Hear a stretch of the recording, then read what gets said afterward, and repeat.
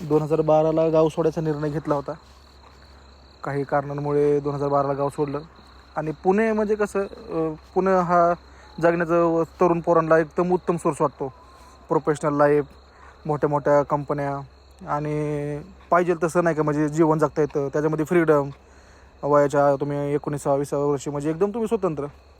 पण मुळात IT company आणि MNC कंपनी असं पुण्यासारख्या ठिकाणी मल्टीनॅशनल कंपनीमध्ये काम केलेलं आहे.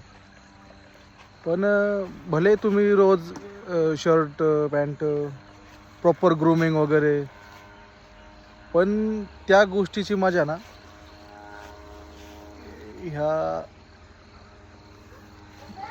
ह्या गोष्टींना कधीच नाहीत, कधीच येऊ शकत नाही. थोडं लेट केलं, 10 वर्ष पुण्याला घालवले. आणि कोविडने एक गोष्ट शिकवली. कोविडने फायनली गावाकडेच आणलं.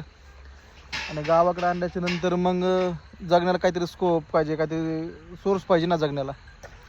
त्याच्यामुळं मग आपण चालू केला दूध व्यवसाय एका गाईपासून. आज फायनली आहेत 100+ दूध घालतोय आज 2-3 वर्ष झालं. आणि कधीही चांगल्या गोष्टीचा पछतावा नंतर होतो. पण वेळ कसं असते, वेळ प्रत्येकाला जेव्हा यायची तेव्हाच येते. तुम्ही कितीही झटलात, कितीही काय केलं तरी जेव्हा तुमच्या नशिबामध्ये आहे ना, तेव्हाच ते तुम्हाला प्राप्त होणार. तर ही नोकरी तुम्हाला कधी देऊ शकत नाही हा फील.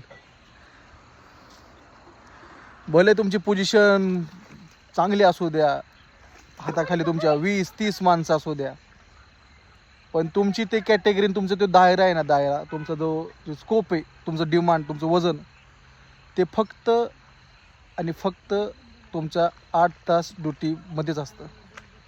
ड्युटी संपली, कुणीही नाही कुणाचं, तुम्ही नाही कुणाचे. आणि कंपनीतला साधा 10,000चा अनस्किल्डमधला लेबरसुद्धा तुमचा नाही आहे.